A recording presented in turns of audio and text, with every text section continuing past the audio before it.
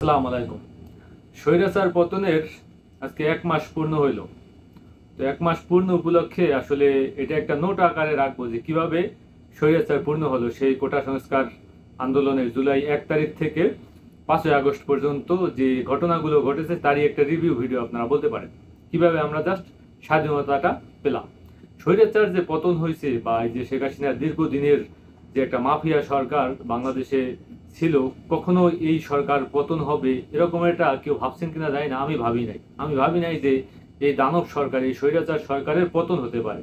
একটা সময় ভাবছিলাম যে যতক্ষণ না এই শেখ হাসিনার মৃত্যুবরণ করবে সে আজীবন প্রধানমন্ত্রী থাকবে, এর আগে এই ফ্যাসিস্ট থেকে আমাদের বাঁচার কোনো সুযোগ নাই।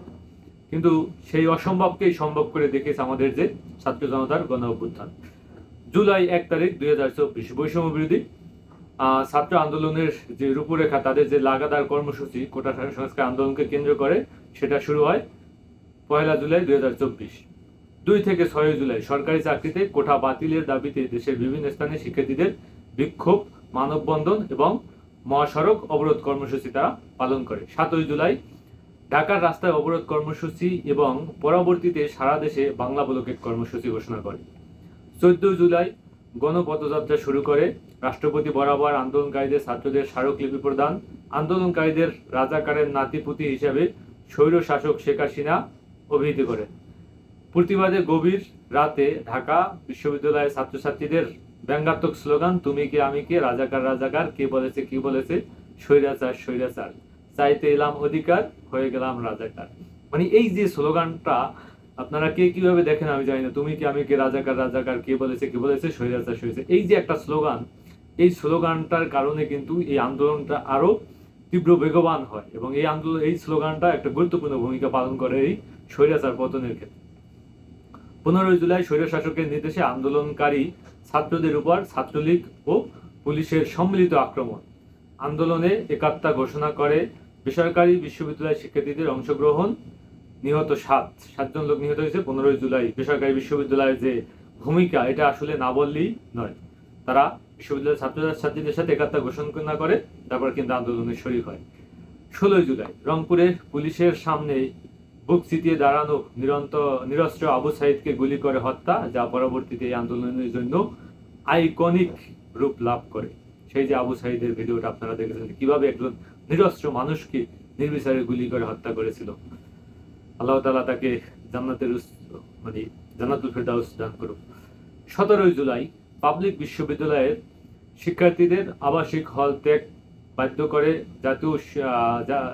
আবাসিক হল ত্যাগে তাদেরকে বাধ্য করে জাতির উদ্দেশ্যে স্বৈরাচার প্রধান শেখ হাসিনার ভাষণ, বৈষম্যবিরোধী ছাত্র আন্দোলনের সমন্বয়কদের কমপ্লিট শাটডাউনের একটা ঘোষণা আসছিল, ঐতিহাসিক ঘোষণা। 17 জুলাই 18 জুলাই পাবলিক বিশ্ববিদ্যালয়ের শিক্ষার্থীদের উপর পুলিশি হামলার প্রতিবাদে রাস্তায় বেসরকারি বিশ্ববিদ্যালয়ের শিক্ষার্থীদের ঢল, নজিরবিহীন পুলিশ হামলা, নিহত 27+, আন্দোলনের নতুন রূপরেখা বেগবান হয়।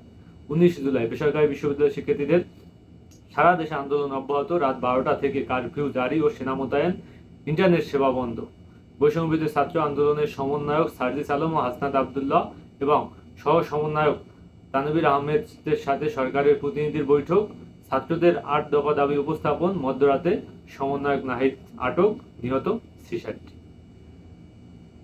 20 জুলাই সরকারের মন্ত্রীদের সাথে বৈষম্যবিরোধী ছাত্র আন্দোলনের সমন্বয়কদের মিটিং শেষে আন্দোলন প্রত্যাহার করার সরকারি অপপ্রচার, ছাত্রদের প্রত্যাখ্যান ও আন্দোলন চালিয়ে যাওয়ার ঘোষণা, কারফিউ এর মেয়াদ অনির্দিষ্টকালের জন্য বৃদ্ধি, 2 দিনের সাধারণ ছুটি ঘোষণা, নিহত 21+। 21 জুলাই সুপ্রিম কোর্টের রায়ে মুক্তিযোদ্ধাদের পরিবারের জন্য 5% এবং নৃগোষ্ঠী তৃতীয় লিঙ্গের জন্য 2% কোটা সংরক্ষণের নির্দেশ, স্বৈরাচার শেখ হাসিনার সাথে 3 বাহিনীর প্রধানের সাক্ষাৎ, কারফিউ বহাল, নিহত 7। তারপর 22 জুলাই কোটা সংস্কার রায় প্রত্যাখ্যান করে বৈষম্যবিরোধী ছাত্র আন্দোলনের পক্ষ থেকে 9 দফা দাবি উত্থাপন, 48 ঘন্টার আলটিমেটাম দিয়ে সমন্বয়ক নাহিদের কমপ্লিট শাটডাউন কর্মসূচি স্থগিত ঘোষণা। 23 জুলাই 5 দিন পর সীমিত আকারে ইন্টারনেট চালু, কমিউনিকেশন ব্ল্যাকআউটের সময় পুলিশি নৃশংসতার দৃশ্য ধীরে ধীরে সোশ্যাল মিডিয়ায় প্রকাশ, জনরোষ ও ক্ষোভ পুনঃসঞ্চার। 24 জুলাই সারা দেশে ছাত্রদের বিক্ষোভ চলমান, 25শে জুলাই প্রথমবারের মতো জনসম্মুখে স্বৈরাচার শেখ হাসিনার আগমন, নিহত ছাত্র জনতার প্রতি সহমর্মিতা না দেখিয়ে ধ্বংসপ্রাপ্ত মেট্রো রেল স্টেশন বিটিভি ভবনের জন্য কুমিরের কান্না, ছাত্র জনতার তীব্র প্রতিক্রিয়া। দেখেছেন যে কিভাবে সেই সামান্য বিটিভি ভবন এবং রেল স্টেশনের জন্য কিভাবে কান্নার যে নাটক, গ্লিসারিন মেখে যে কান্নার যে তার নাটক, সেটা কিন্তু সে চলমান রাখছিল সেই সময়। 26শে জুলাই নাহিদ ইসলাম সহ 3 সমন্বয়কে রাজধানীর গণস্বাস্থ্য নগর হাসপাতাল থেকে স্বৈরাচার প্রশাসনের অপহরণ। 27শে জুলাই আরও 2টি সমন্বয়ক সার্জিস আলম ও হাসনাত আবদুল্লাহকে গোয়েন্দা পুলিশের হেফাজতে ঢাকায় অবস্থিত 14টি পশ্চিমা দেশের কূটনৈতিক মিশনের যে যৌথ বিবৃতি। 28শে জুলাই সীমিত আকারে মোবাইল ইন্টারনেট সেবা চালু, পুলিশের চাপের মুখে হেফাজতে থাকা 6 সমন্বয়কের আন্দোলন প্রত্যাহারের দাবি, শিক্ষার্থীদের প্রত্যাখ্যান ও আন্দোলন চালিয়ে যাওয়ার ঘোষণা। আপনারা জানেন যে সেই যে আপনার ডিবি হারুন তাদেরকে তুলে নিয়ে তারপর জোরপূর্বক যে তাদেরকে দিয়ে একটা ঘোষণা দেওয়ার চেষ্টা করছিল। 29 এবং 30শে জুলাই দেশব্যাপী বিক্ষোভ চলমান। 31শে জুলাই আন্দোলনে নিহত শহীদদের স্মরণে শোক দিবস পালনের ঘোষণা এবং ছাত্রদের প্রত্যাখ্যান। আপনারা জানেন যে সেই শেখ হাসিনা শোক দিবস পালন করতে চাইছিল এবং তখনই কিন্তু সেই যে ফেসবুকের প্রোফাইলে যে লাল রং ব্যবহার করা, সেটা কিন্তু ছাত্রছাত্রীদের সেই অনুরোধে বা ছাত্রছাত্রীদের সেই একটি আন্দোলনের কর্মসূচি হিসাবে বাংলাদেশের প্রায় অধিকাংশ বা এই স্বৈরাচার বিরোধী যত মানুষ ছিল সবাই কিন্তু লাল রং তাদের ফেসবুক প্রোফাইলে লাল রং ধারণ করছিল। 1 আগস্ট অথবা 32শে জুলাই জামাত ইসলামী এর সহযোগী সংগঠন নিষিদ্ধ করা এবং এই গণহত্যাকে একটা ভিন্ন খাতে নেওয়ার জন্য তারা যে আপনার জামাত ইসলামকে নিষিদ্ধ করেছিল, সেই প্রচেষ্টা কিন্তু তাদের ছিল 31শে জুলাই 1 আগস্ট। তারপর 2 আগস্ট 33শে জুলাই জুমার নামাজ শেষে বৈষম্যবিরোধী ছাত্র আন্দোলনের প্রার্থনা এবং জনতার গণমিছিল কর্মসূচি আন্দোলন অব্যাহত। 3 আগস্ট বা 34শে জুলাই 3 সদস্যের কমিটি গঠন করে ছাত্রদের সাথে আলোচনার প্রস্তাব, স্বৈরাচার শেখ হাসিনা প্রত্যাখ্যান করে শেখ হাসিনা সহ মন্ত্রিপরিষদের পদত্যাগের দাবি জানায় বৈষম্যবিরোধী ছাত্র আন্দোলন। তাদের যে 1 দফা দাবিতে কেন্দ্রীয় শহীদ মিনারের থেকে ছাত্রদের অনির্দিষ্টকালের জন্য সর্বাত্মক অসহযোগ আন্দোলনের ঘোষণা আসে। 6 March long march to Dhaka কর্মসূচি। 4 আগস্ট 34 জুলাই বা 35শে জুলাই ঢাকা সহ দেশের অন্তত 21 জেলায় ব্যাপক সংঘর্ষ, নিহত 90 জন। 4 আগস্ট 90 জনের মানুষের মৃত্যুবরণ হয়েছে। পুনরায় কারফিউ, দেশব্যাপী ছাত্র জনতার পক্ষে সেনাবাহিনীর দৃশ্যমান অবস্থান। আপনারা দেখছেন যে সেনাবাহিনী ও মানুষের ছাত্র জনতার পক্ষে তারা অবস্থান নিয়েছিল। 5 আগস্ট ঐতিহাসিক দিন বা 36শে জুলাই ইতিহাস রচনা করে কারফিউ উপেক্ষা করে ঢাকা ও তার আশপাশের বিভিন্ন এলাকা থেকে লক্ষ লক্ষ মানুষের ঢল ঢাকা শহরে প্রবেশ করে আন্দোলনকারীদের উপর গুলি চালাতে সেনাপ্রধান ওয়াকারুজ্জামানের উপর স্বৈরাচার শেখ হাসিনা চাপ প্রয়োগ করে, অপারগতা প্রকাশ করে শেখ হাসিনাকে দেশ ত্যাগের পরামর্শ সেনাপ্রধানের রাষ্ট্রপতি মোহাম্মদ শাহাবুদ্দিনের কাছে পদত্যাগপত্র প্রদান করে, সাময়িক হেলিকপ্টার ও বিমানে করে স্বৈরাচারের পলায়ন ঘটে। দেশ জুড়ে নিহত 100+, জুলাই মাসের নিহত সংখ্যা 1000+।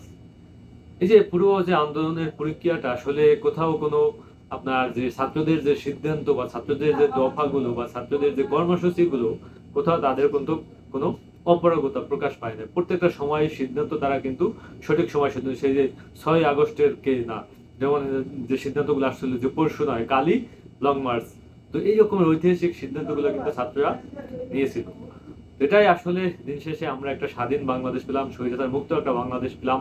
যারা বলেন যে দীর্ঘ সময় যে আমরা আসলে স্বাধীনতার বা এই স্বাধীনতার মানে সুখ পাইতেছি না বা এই স্বাধীনতার ফল পাইতেছি, যখনই শুনি বা যখনই এই বাক্যটা বা এই কথাটা মনে আসে বা মাথায় আসে যে স্বৈরাচার শেখ হাসিনা এখন আর বাংলাদেশের শাসক হিসেবে নাই বা স্বৈরাচার শেখ হাসিনা পালিয়ে গেছে, তখনই একটা মানসিক শান্তি পাই।